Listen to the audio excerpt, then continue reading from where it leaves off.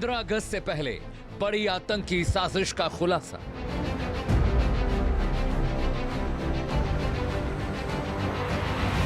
लाल किला धमाके के पीछे पाकिस्तान का अलकायदा।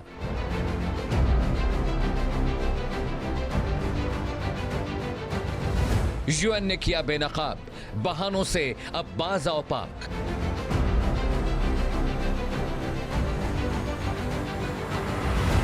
लाल किले की साजिश का सच बन पाकिस्तान की बकबक।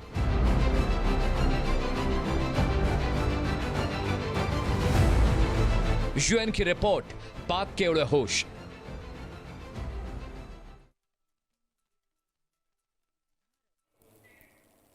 जी हां, आप देख रहे हैं देश का सवाल। आज सवाल सिर्फ लाल किले पर हुए धमाके का नहीं दर्शकों, सवाल है दिल्ली के दिल में बैठे उस आतंकी नेटवर्क का जिसकी कड़ियां अब अलकायदा तक जा पहुंची हैं। एनआईए की रिपोर्ट में 7,500 पन्नों की चार्जशीट, 580 से ज्यादा गवाहों के बयान और 11 आरोपियों के खिलाफ कार्रवाई।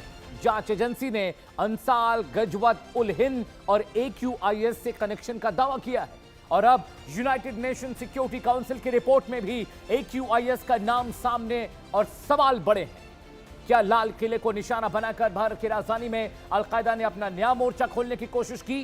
क्या 15 अगस्त को राष्ट्रीय गौरव के प्रतीक लाल किले पर आतंकी साजिश के पीछे AQIS का नेटवर्क था? और बड़ा सवाल दर्शकों, क्या आतंक का वो चेहरा जिसे भारत ने पहले भी चुनौती दी अब नए नाम और नए नेटवर्क के साथ लौट रहा है? सबसे पहले एक्सपर्ट्स क्या कह रहे हैं, जरा उनको सुनिए। अभी तक तो लोग ये कहते थे कि भारत जो है इसको अतिरंजित तरीके से बढ़ा चढ़ा करके इसको प्रस्तुत कर रहा है, परंतु अब संयुक्त राष्ट्र की सिक्योरिटी काउंसिल ने यह बात स्पष्ट कर दी है कि यह पूरा मॉड्यूल अलकायदा के द्वारा काबुल से संचालित हो रहा था और नाना प्रकार की टेक्नोलॉजी का इस्तेमाल करते हुए, जैसे क्रिप्टो करेंसी के माध्यम से पैसों का लेन देन और vehicle born IED, vehicle born improvised explosive device का इस्तेमाल किया गया। 10 नवंबर 2025 को Lal Qila metro gate number 1 के पास जो कार विस्फोट हुआ उसमें 11 लोग मारे गए। NIA ने 10 लोगों को चार्जशीट भी किया है, लेकिन जो इसका ताना बाना सिक्योरिटी काउंसिल ने स्पष्ट किया है उससे ये बिल्कुल स्पष्ट हो जाता है कि अलकायदा गजवातुल हिंद, गजवाए हिंद को लेकर के बहुत क्रियाशील है। देखिए, UN सिक्योरिटी काउंसिल वही कह रही है जो हमारी NIA ने कहा कि ये जो मॉड्यूल था, जो डॉक्टरों का मॉड्यूल था, जिसमें एक डॉक्टर ने अपने आप को सुसाइड बॉम्बर बनाकर ब्लो ऑफ कर दिया था रेड फोर्ट में और उसमें काफ़ी लोगों की जान चली गई थी। ये भारत के खिलाफ साजिश है। बेसिकली अंसारुल गजवाए हिंद इसको कहा जाता है। ये basically Al Qaeda in south Asia, ये उनका ऑपरेशन है। They are trying to have their basis also in India and Bangladesh और पाकिस्तान इस। लेकिन अगर आप इसकी गहराई में जाएं तो मेरा ये मानना है कि इसके पीछे भी पाकिस्तान की ISI है। तो आपने देश के 2 पूर्व DGPs को सुन लिया, अब देश का सवाल भी सुनिए जिस पर चर्चा होगी। सवाल नंबर 1, क्या लाल किला ब्लास्ट के पीछे अलकायदा इन एशिया सब कॉन्टिनेंट की साजिश थी? अब ये साबित हो चुका है क्या? सवाल नंबर 2 जिस पर हम चर्चा करेंगे पैनल के साथ, NIA की चार्जशीट और UNSC रिपोर्ट, क्या दोनों ने AQIS कनेक्शन और मजबूत कर दिया है? सवाल नंबर 3 दर्शकों, क्या AQIS भारत में अलकायदा का एक नया ऑपरेशनल फ्रंट बन रहा है और आतंकवादी घटनाओं को अंजाम दे रहा है? सवाल नंबर 4 जिस पर हम चर्चा करेंगे पैनल के साथ, AGUH और AQIS के बीच असल कनेक्शन क्या है? अलकायदा और AQIS के बीच क्या कनेक्शन है? सवाल नंबर 5 आपके लिए, क्या आतंकी संगठन अब बड़े नेटवर्क के बजाय छोटे छोटे सेल से हमला कर रहे हैं? दर्शकों, इन सवालों के जवाब हम तलाशेंगे अगले 1 घंटे लगातार, लेकिन एक बड़ा पैनल मेरे साथ जुड़ रहा है। उस पैनल के जरिए मैं आपको बताने और समझाने की कोशिश करूंगा क्या है। लेकिन सबसे पहले आपको बता दें कि आखिरकार ये पूरा मामला क्या है, यूनाइटेड नेशन सिक्योरिटी काउंसिल की रिपोर्ट में क्या है, वो आपको मैं बता देता हूं। मेरे ठीक पीछे लगे स्क्रीन पर वो कंटेंट, वो ग्राफिक्स आएगा। पूरी खबर क्या है, खबर नंबर 1 आपकी स्क्रीन पर। UNSC की 38वीं मॉनिटरिंग टीम रिपोर्ट ने 10 अगस्त 2026 को एक रिपोर्ट जारी की है। उस रिपोर्ट में क्या कहा है UNSC ने, उसकी डिटेल में आपको, उसका मजमून मैं आपको समझाने जा रहा हूं। खबर नंबर 2, रिपोर्ट में नवंबर 2025 के लाल किला आतंकी हमले के पीछे अलकायदा का हाथ बताया गया है। यानी इंटरनेशनल एजेंसीज भी कह रही हैं कि अलकायदा ने वहां पर धमाके किए, लेकिन पाकिस्तान मानने को तैयार। खबर नंबर 3, हमले का mastermind al Qaeda in the Indian सब कॉन्टिनेंट यानी AQIS है। इस बात का खुलासा हुआ है दर्शकों UNSC की रिपोर्ट में। खबर नंबर 4 आपकी स्क्रीन पर आने जा रही है। AQIS को रिपोर्ट ने क्षेत्रीय आतंकी संगठन के रूप में विकसित होता नेटवर्क भी बताया, यानी भारत के खिलाफ अलकायदा एक बड़ी साजिश को अंजाम देने की कोशिश और फिराक में है। सवाल नंबर 5, खबर नंबर 5 आपके लिए। संगठन छोटे छोटे डिसेंट्रलाइज सेल्स के जरिए काम करता है और बड़े पैमाने पर आतंकवादी घटनाओं को अंजाम देने की कोशिश भी करता है। खबर नंबर 6 आपकी स्क्रीन पर आने जा रहा है। AQIS ने लॉजिस्टिक्स और वित्तीय नेटवर्क विकसित किए हैं और उसी की वजह से वो इतने बड़े पैमाने पर आतंकवादी घटनाओं को अंजाम दे पा रहा है। खबर नंबर 7, रिपोर्ट में बांग्लादेश में AQIS के सेल बनाने की कोशिश पर भी चिंता जताई गई है। यह भारत नहीं कह रहा है दर्शकों, यह यूनाइटेड नेशन सिक्योरिटी काउंसिल की रिपोर्ट कहती है। खबर नंबर 8 आपकी स्क्रीन पर आने जा रहा है। रिपोर्ट के मुताबिक दक्षिण एशिया में आतंकी खतरा अभी भी बहुत गंभीर बना हुआ है, यानी भारत पर अभी भी खतरा है। और खबर नंबर 9 बहुत जरूरी, रिपोर्ट में दावा कि अलकायदा, इस्लामिक स्टेट, ये दोनों मिलकर केमिकल और बायोलॉजिकल वेपन के पीछे पड़े हुए हैं। दर्शकों जरा सोचिए कि अगर इन आतंकवादी संगठनों के पास परमाणु हथियार और बायोलॉजिकल वेपन लग गए तो क्या होगा। लेकिन चलिए थोड़ा पीछे चलते हैं। लाल किले में जो धमाका हुआ उसके बारे में आपको बता दूं, कहां कब कैसे हुआ धमाका, उसकी डिटेल दे। 10 नवंबर 2025 को शाम करीब 7 बजे दिल्ली में लाल किले के पास एक भयंकर धमाका होता है। जी हां, इन्फो नंबर 2, एक Hyundai i20 में V-Byte विस्फोट लगा हुआ था, जिससे इस धमाके को अंजाम दिया गया। वही Hyundai i20 कार जिसको हमने परखच्चे उड़ते उसकी तस्वीरों में देखा। इन्फो नंबर 3 आपकी स्क्रीन पर। हमले में 11 लोगों की मौत हुई और कई लोग जख्मी हुए। बहुत सारे लोग, बहुत सारे परिवार अभी भी इस जख्म से उबर नहीं पाए। इन्फो नंबर 4 आपकी स्क्रीन पर आने जा रहा है दर्शकों, बहुत क्रूशियल आपको बता दूं। मई 2026 में NIA ने 10 आरोपियों के खिलाफ 7,500 पन्नों की एक चार्जशीट दाखिल की दर्शकों, और पूरा काला कच्चा चिट्ठा उकेर कर रख दिया इन आतंकवादी संगठनों के किए और इनकी करतूतों का। इन्फो नंबर 5 आपकी स्क्रीन पर। NIA के मुताबिक डॉक्टर उमर उन बिन मुख्य आरोपी था और विस्फोट में उसकी मौत हुई। वही जो व्हाइट कॉलर जॉब करता था, वही जो पेशे से डॉक्टर था, वही जो सरकारी पैसे पर डॉक्टरी पढ़कर तैयार हुआ था, लेकिन इलाज के लिए नहीं, धमाकों को अंजाम देने के लिए। इन्फो नंबर 6 आपकी स्क्रीन पर। NIA के मुताबिक चार्जशीट में सभी 10 आरोपियों को AGUH से जोड़ा गया, जिसे अलकायदा इन सब कॉन्टिनेंट, एशियन सब कॉन्टिनेंट का एक ऑफशूट संगठन बताया गया दर्शकों, और उसने इस पूरे मामले में बहुत बड़ी भूमिका निभाई। धमाकों के पीछे अलकायदा के किस संगठन का हाथ है और AQIS है क्या, जरा यह आपको बता देते हैं। अलकायदा इन इंडियन सब कॉन्टिनेंट यानी भारतीय उपमहाद्वीप में अलकायदा, जिसे AQIS कहा जाता है, भारतीय उपमहाद्वीप में स्पेशली ऑपरेट करने की अलकायदा ने अपने एक फ्रंट को बनाया। जानकारी नंबर 2, 2014 में अलकायदा ने AQIS बनाया और तब से लगातार ये दुनिया भर के मुख्तलिफ इलाकों में आतंकवादी घटनाओं को अंजाम दे रहा है। जानकारी नंबर 3 आपकी स्क्रीन पर आने जा रही दर्शकों, ये अलकायदा की दक्षिण एशियाई शाखा है, ब्रांच है, जो भारत में आतंकवादी घटनाएं करने के लिए लगातार षड्यंत्र रच रही है दर्शकों। और 4 नंबर जो जानकारी मैं आपको देने जा रहा हूं वो बहुत क्रूशियल। भारत, पाकिस्तान, बांग्लादेश, अफगानिस्तान और दक्षिण एशिया पर इस अलकायदा के छोटे फ्रंट का फोकस है, यानी भारत इसकी जद में है, भारत इसका फोकस भी। जानकारी नंबर 5 आपकी स्क्रीन पर आने जा रही है। हिंसक जिहादी विचारधारा के जरिए अपने लक्ष्यों को हासिल करना इनका सबसे अहम टारगेट है, और जिस तरह से इन्होंने आतंकवादी हमलों को अंजाम दिया लाल किले के पास, वो दुनिया ने देखा दर्शकों। जी हां, जानकारी नंबर 6 आपको बता दूं, जम्मू कश्मीर समेत भारत में नेटवर्क और भर्ती करना, आतंकवादियों को, आतंकवादी गतिविधियां बढ़ाना, ये तमाम इनका काम था AQIS का। जी हां, ये जानकारी मैंने आपको दी। अगले ग्राफिक्स पर आते हैं। अब जरा भारत में हुए बड़े आतंकवादी हमलों की एक लिस्ट मैं आपके लिए लेकर आऊं, देखिएगा। घटना नंबर 1, 1993 मुंबई सीरियल ब्लास्ट, 13 धमाके, 257 मौतें, 700 से ज्यादा लोग जख्मी हुए। 93 का वो दर्द हम आज तक नहीं भूल पाए। घटना नंबर 2 आपकी स्क्रीन पर आने जा रही है। 1998 कोयम्बटूर ब्लास्ट, सिलसिलेवार धमाकों में 46 लोगों की मौत हुई। इन आतंकवादियों ने हमें बहुत चलनी किया है, हमारा बहुत नुकसान पहुंचाया है। जी हां, घटना नंबर 3 आपकी स्क्रीन पर आने जा रहा है दर्शकों, बहुत क्रूशियल।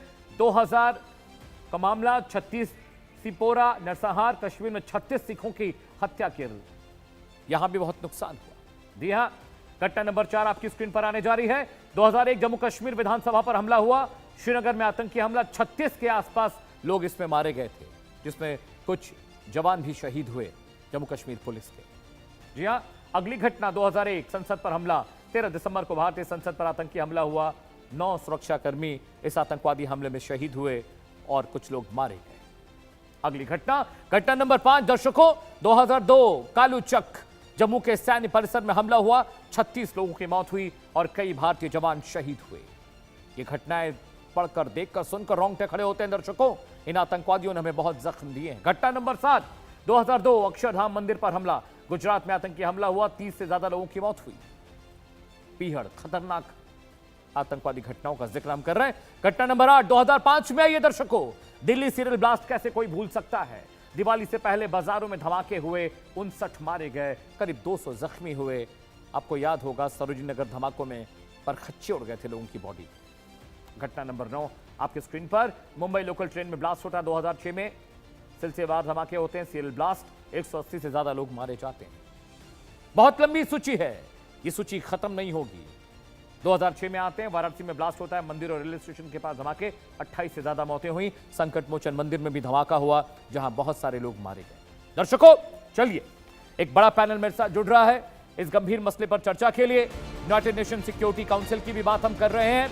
वो भी एक रिपोर्ट में इस बात का जिक्र कर रहा है और मान रहा है कि अलकायदा के जरिए ही इस आतंकवादी घटना को अंजाम दिया गया। स्वागत कीजिए मेजर जनरल सुधाकर जी का। जय हिंद सर, बहुत बहुत स्वागत है।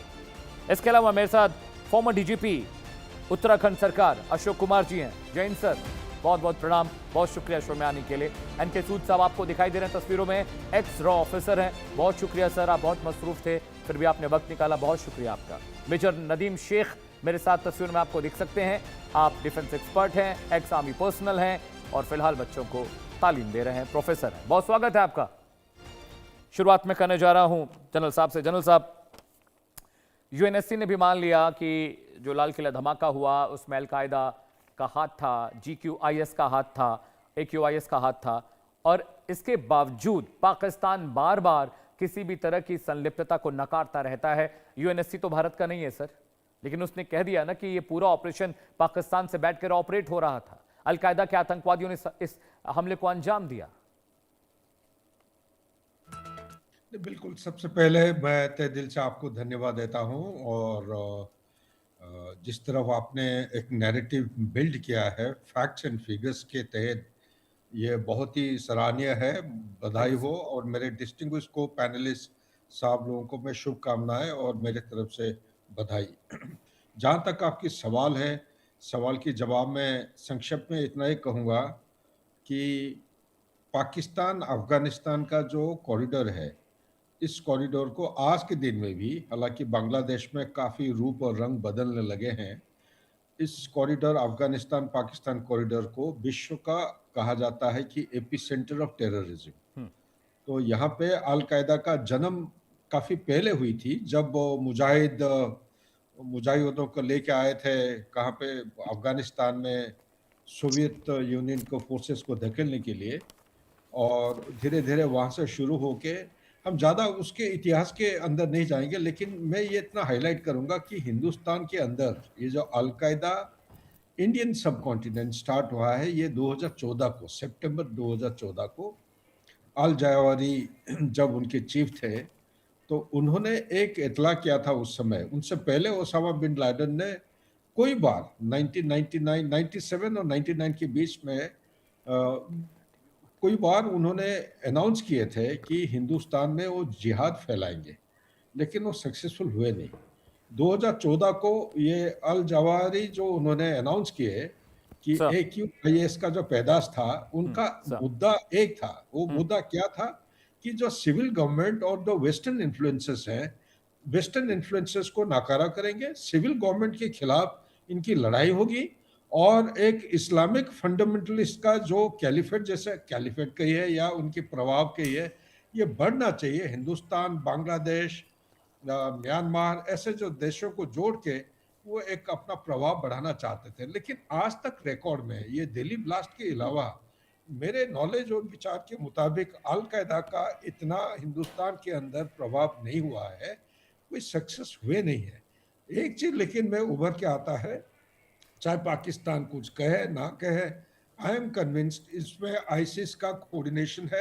हालांकि अलकायदा और आईसिस ये दोनों संस्था they don't see I to आई, ये उनका जो जानी दुश्मन है on ideology on multiple issues. लेकिन जैश ए मोहम्मद और लश्कर ए तोयबा और अल कायदा, इनका रिपोर्ट काफ़ी सारा आया है। जब मैं सर्विस में, तब मैं खुद ही डील किया हूँ जम्मू कश्मीर में।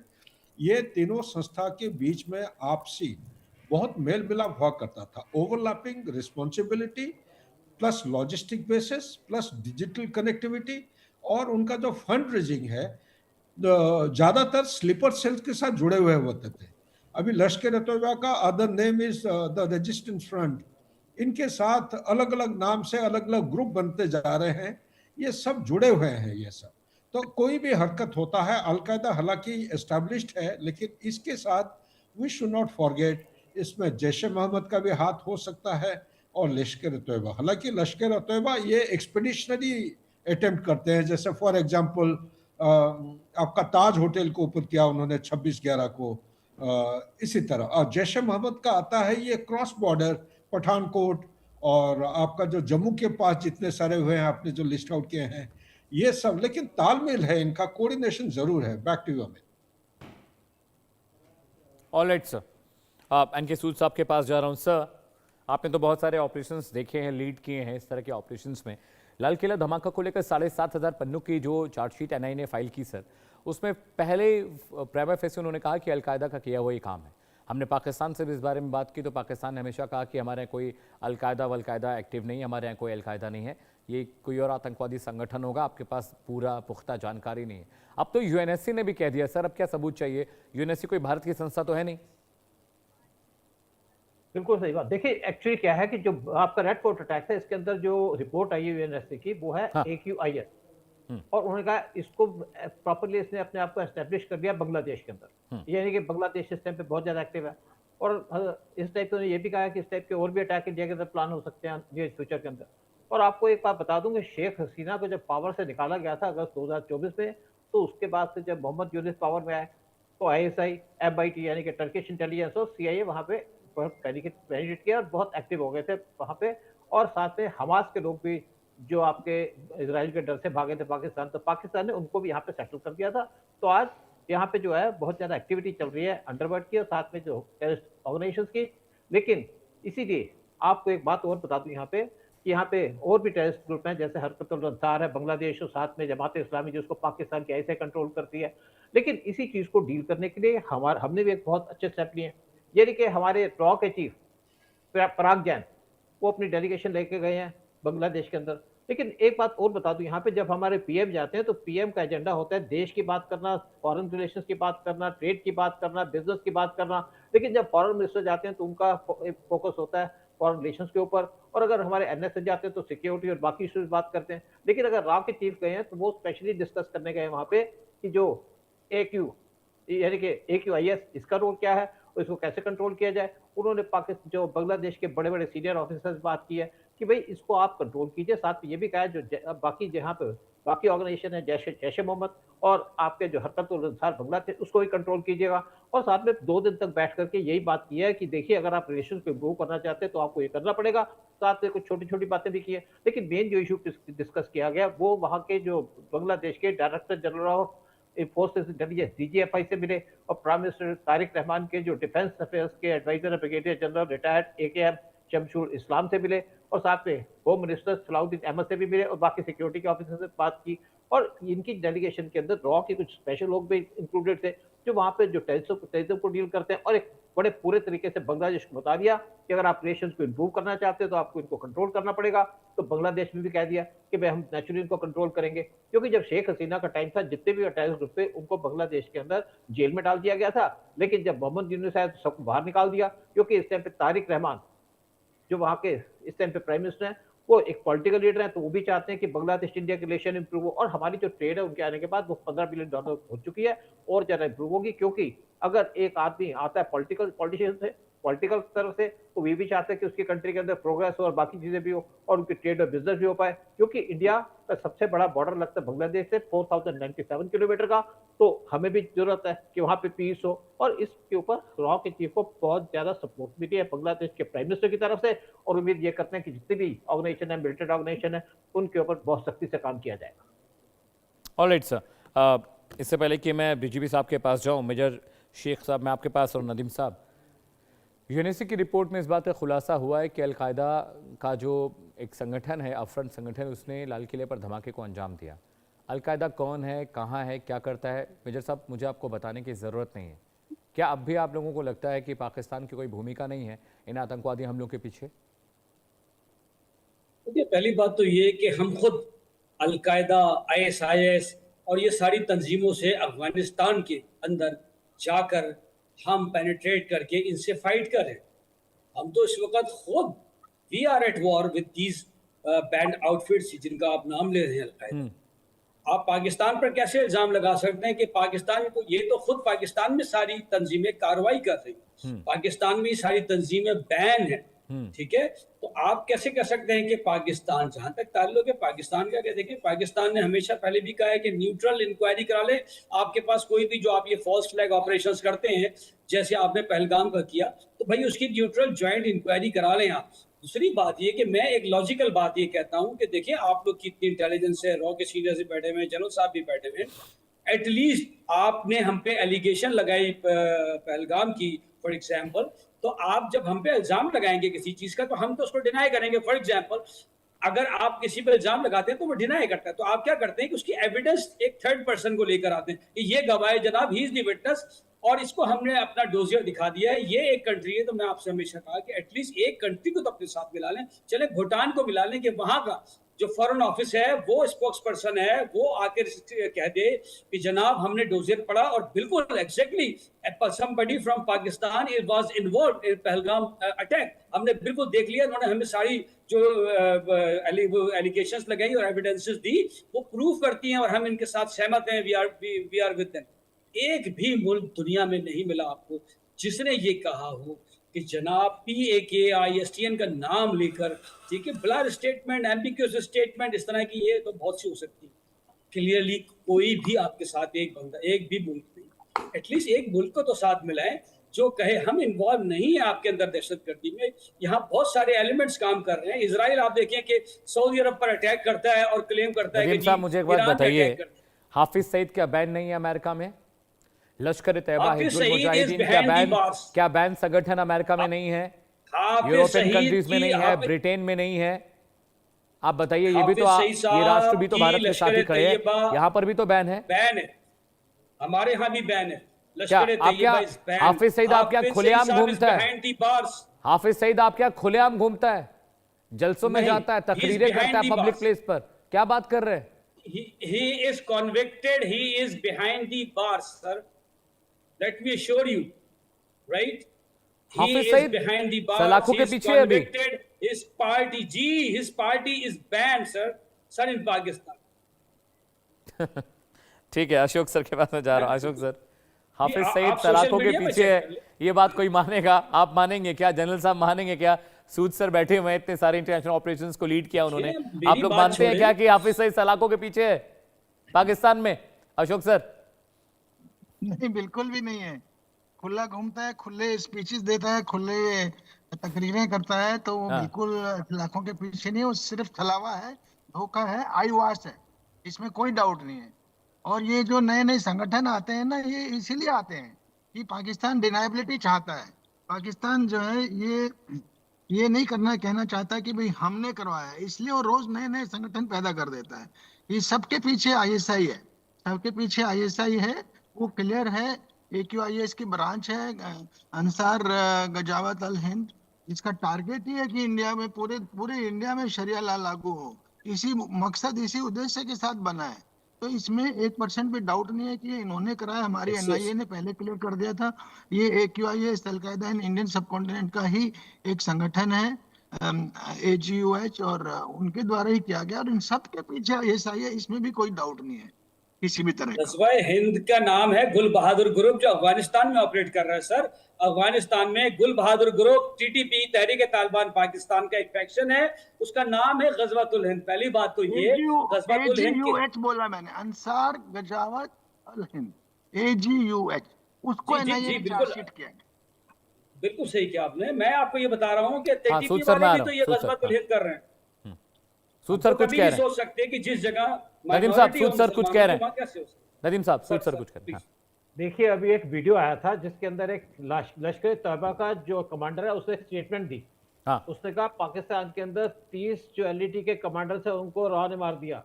वो तो एडमिट कर रहा है, मतलब Yes. ओपन स्टेटमेंट भी दे रहे हैं। फिर आप देखिए, जब पठानकोट अटैक हुआ था तो उस टाइम पे हमारे जो प्राइम मिनिस्टर, उन्होंने पाकिस्तान की टीम को बुलाया कि आप आइए पठानकोट के अंदर देखिए। फिर उनसे बात की, उसके बाद वो जा करके मुकर गए। तो पाकिस्तान जब 26/11 के अंदर कौन इन्वॉल्व था, ये तो सारा का सारा इन्वॉल्व है। सबको पता है कि 26/11 के अंदर पाकिस्तान इन्वॉल्व था। ये तो यूएस ने कहा, ये कहता कोई हमारा साथ नहीं देता। और यूएस ने ये भी कहा भाई आपको इस टाइप के अटैक करने की क्या जरूरत थी भाई 26/11 जैसे। इवन चाइना कह रहा है उनको कि आपने बड़ी भारी गलती कर दी ऐसे अटैक करके, और पाकिस्तान एक्सपोज हुए, फिर कहते हैं ऑनेस्ट है। अब देखिए, जिस कंट्री के अंदर उनके अपने लोगों को मारा जा रहा है, बलूचिस्तान के अंदर मारा जा रहा है, पीओके के अंदर मारा जा रहा है, आपके खैबर पख्तूनख्वा अपने मारा लोगों जा रहा पर F-16 से बम बरसा रहे हैं ये लोग, बताइए। नहीं, तो पहली बात F-16 से हमने कोई बम नहीं बरसा।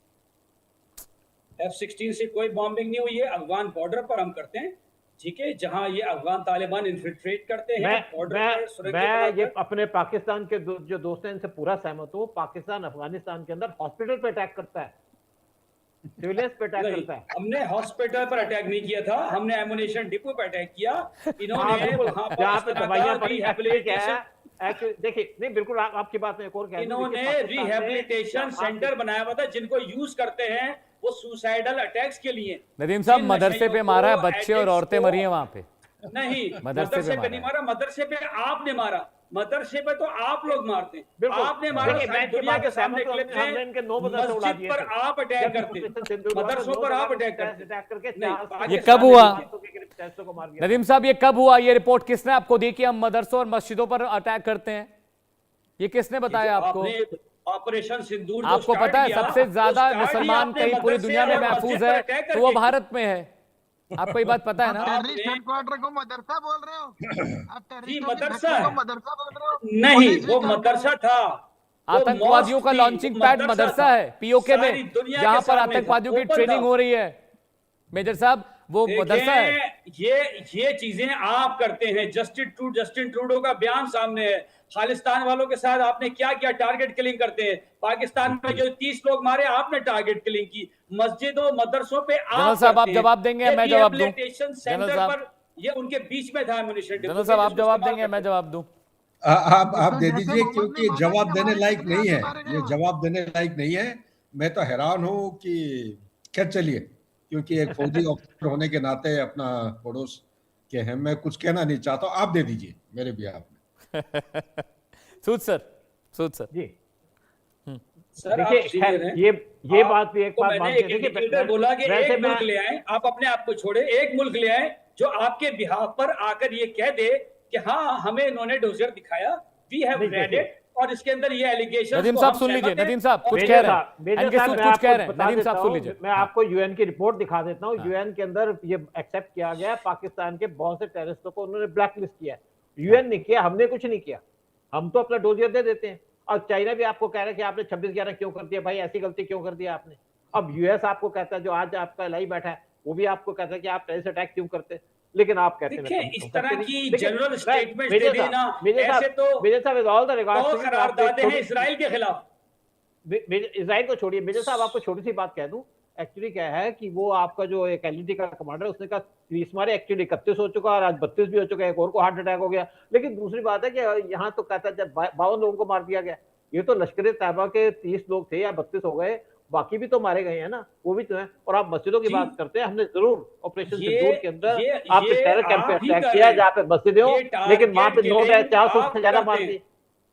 नहीं, हम तो करते हैं, देखिए, हम तो टारगेट करते हैं, हम तो अपनी किलिंग में सुरक्षा आप कर रहे हैं। एक्स्ट्रा जुडिशियल किलिंग में आप लोग इन्वॉल्व बिल्कुल होते हैं। बिल्कुल, इस बात को मैं कश्मीर डिना में। करता हूँ शेख साहब, जम्मू एंड आपकी इस बात को मैं कश्मीर डिना में करता हूँ। जितनी एक्स्ट्रा जुडिशियल किलिंग हुई। आप लोग ये रिपोर्ट कहां से आपको मिलती है मेजर साहब? जस्टिन ट्रूडो का स्टेटमेंट जरा निकाल लें। जस्टिन ट्रूडो कौन है? स्टेटमेंट निकाल लें। वो भारत के माई बाप हैं क्या? जस्टिन ट्रूडो कौन है? जस्टिन ट्रूडो कौन है? भारत के माई बाप हैं वो जो कुछ कह देंगे हम मान लेंगे। ट्रम्प तो दिन भर में 4 बार बोलते हैं ईरान को खत्म कर देंगे, कितनी बार ईरान खत्म हो पाया? कैसे मान लें?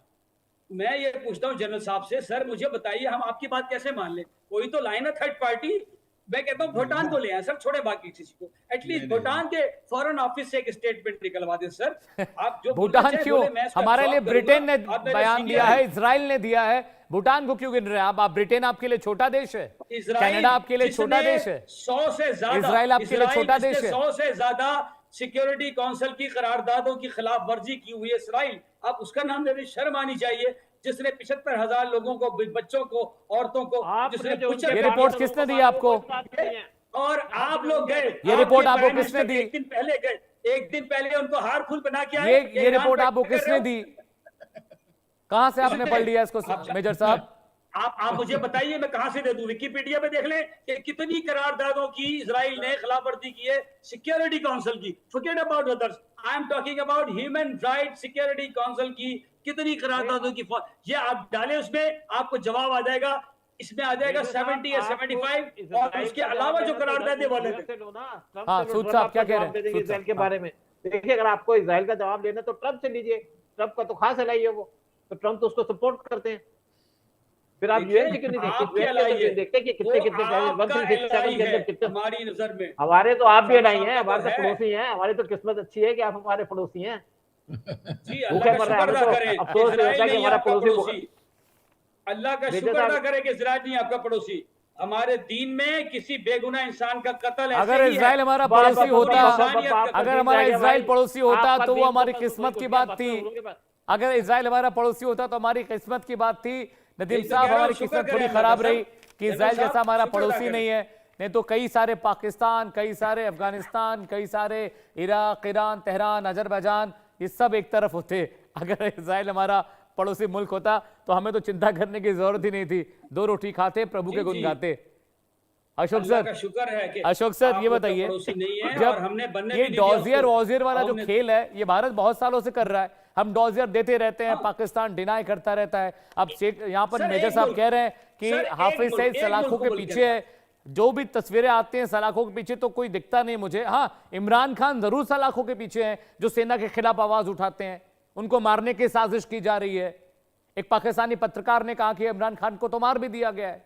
तो जो सरकारें अपने यहाँ के पॉलिटिकल लीडर्स को दबाने के लिए जान से मार देती हैं किसी मुल्क के इशारे पर, वो क्या बात कर रहे हैं? उनसे क्यों हम पूछ रहे हैं पीओके में वो जाति कर रहे हैं, वो बलूचिस्तान में जाति कर रहे हैं?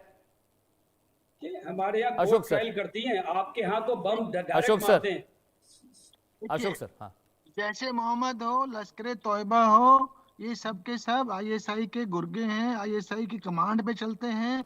फिर जब इनका नाम आ जाता है तो वो नए संगठन पैदा कर देती है, सब के सब आईएसआई के हाथ में।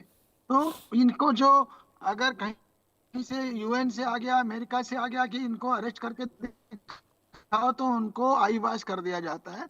ओवरऑल ये सब खुले घूमते हैं, खुले प्लान करते रहते हैं, इंडिया के खिलाफ खुले जो है अपनी टेरर सहन करते रहते, चलाते रहते। मौका मिलने पे जब आईएसआई का फाइनल डायरेक्शन आता है तब ये ऑपरेट करते हैं। इसमें किसी तरह का 1% भी डाउट नहीं है, सबको पता है, ओपन सीक्रेट है, सीक्रेट है ही नहीं रादर।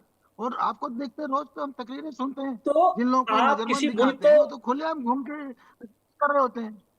तो आप किसी मुल्क को क्यों नहीं मिला लेते? एक मुल्क तो आपकी बात को तायीद करे, एक मुल्क तो आपके साथ एग्री करे, एक मुल्क तो आपके साथ खड़ा होकर कह दे कि जनाब बिल्कुल सही है। जैसे मैंने सारी मीडिया पे कहा कि एक क्लिप दिखा दे मुझे, नूर खान बेस छोड़े, किसी भी बेस का जो अंडर फायर हो। आपने मस्जिद का दिखा दिया, लोग सोशल मीडिया से कैमरे से बना लेते हैं, इतनी मीडिया पे आ जाती है सोशल मीडिया पे। आपने एक किसी बेस की, मुझे आज भी मैं जनरल साहब से कहता हूं, आप डॉक्टर साहब आपसे कहता हूं, ये रॉक है, इनसे कहता हूं कि जनाब आपके पास तो डेस्क है रॉ की, ठीक है, मुझे पता है कि एक डेस्क की कितनी पार होती है, ठीक है ना। मुझे तो आप कोई क्लिप निकाल के ले आए, मुझे बता दें जिसमें कोई एयरबेस अंडर फायर हो। आप दिखा रहे हैं क्रेटर ऑन द रनवे, आप दिखा रहे हैं जनाब के ऊपर से जो एरियल सैटेलाइट की फोटो। सर खुदा के वास्ते, मेन रोड के ऊपर है नूर खान बेस, पिंडी इस्लामाबाद को जो मिलाती है, सारी दुनिया के पास कैमरे हैं, जहां से थोड़ा सा धुआं भी निकलता है लोग वहां की पिक्चर्स बना लेते हैं।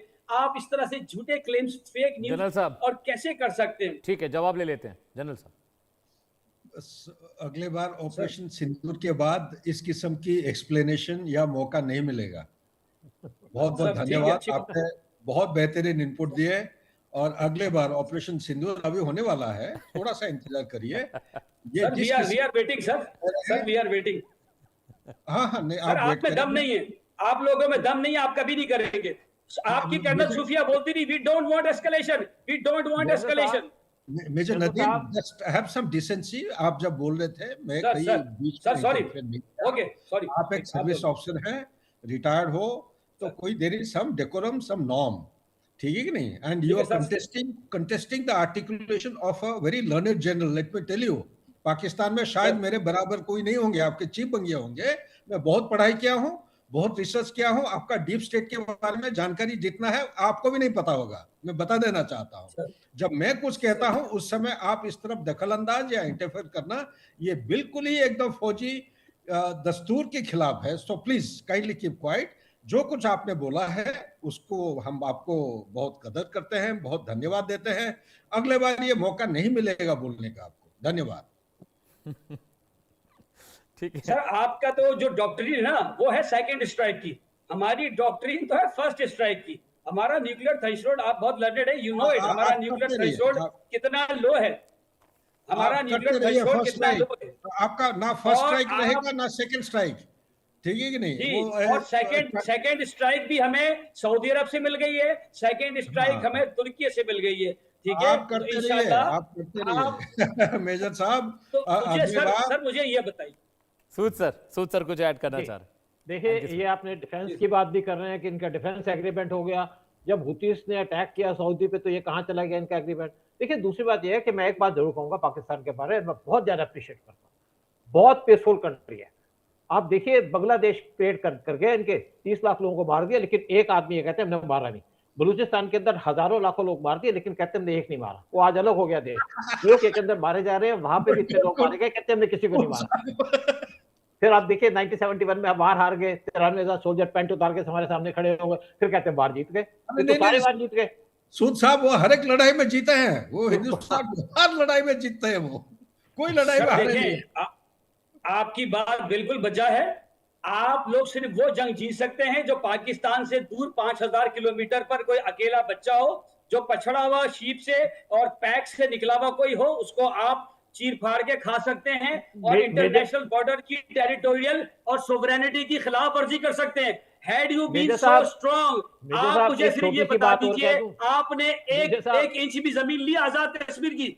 आपका आजाद कश्मीर पे हमने कब्जा किया 48 के अंदर, आपने इसकी एक इंच भी जमीन ली? आप ले रहे 5,000 किलोमीटर दूर, जो 4 आपका 5,000 किलोमीटर, आपका 1/3 तो पहले आधा बांग्लादेश ले गया, आधा आपका बलूचिस्तान ले गया। पकड़ सकते हैं सर, आप अकेले बच्चे को पकड़ सकते हैं। बलूचिस्तान ग्रेड है, आप लेके दिखाइए कहाँ है बलूचिस्तान। हम नहीं ले सकते जी, हमारी तो हिम्मत नहीं है। बलूचिस्तान तो आप संभाल लो, आप खैबर पख्तूनख्वा को संभाल लो। जो पीओके पे ले गए, वहां पे लोगों को रोटी तो दे दो, रोटी तो दे नहीं पा रहे उनको, फिर 72 लोगों के पास चले जाते हो। मैं फिर आपको इंडिकेटर्स की बात करता हूं। जनरल साहब बहुत सीनियर है, वेरी लर्नड मैन, मैं इनको सलूट करता हूं। ठीक है, क्लोजिंग कमेंट मुझे लेना है नदीम भाई। बात पूरी कर लीजिए। बात ये है कि पूरे बलूचिस्तान में सर जाफर एक्सप्रेस चलती है, लूप बनाती है, वो चल रही है। 4 एयरपोर्ट है, चारों फंक्शनल है। कोयटा आप देख लें, और पूरा बलूचिस्तान 44% है। पाकिस्तान का पॉपुलेशन डेंसिटी है 15 पीपल पर स्क्वायर किलोमीटर, बॉम्बे की 27,000 लोग पर स्क्वायर किलोमीटर। सर ये बहुत डिस्पर्स है, कोई ऐसी बात नहीं है। अल्हम्दुलिल्लाह एम्बुश करते हैं, माइनर ऑपरेशंस करते हैं, माउंटेनस टेरेन, डेजर्ट टेरेन का फायदा उठाते हैं, ड्यूज के पीछे छुपते हैं, माउंटेन्स पे रहते हैं, माइनर्स को इस्तेमाल करते हैं। जो कानपुर है कोयले के, उनको डबल पैसे देके ले जाते हैं और उनको वहां पे लड़वाते हैं, मरवाते हैं। इंडिया की फंडिंग है उसके पीछे, और यही है कि वो पहाड़ों पर बैठे थे। चलिए, बहुत बहुत शुक्रिया आप तमाम मेहमानों का। जनरल साहब बहुत शुक्रिया, नदीम जी आपका भी बहुत बहुत शुक्रिया, N K Sood sir thank you so much for joining us, और अशोक सर आपका भी बहुत बहुत शुक्रिया। देश के सवाल में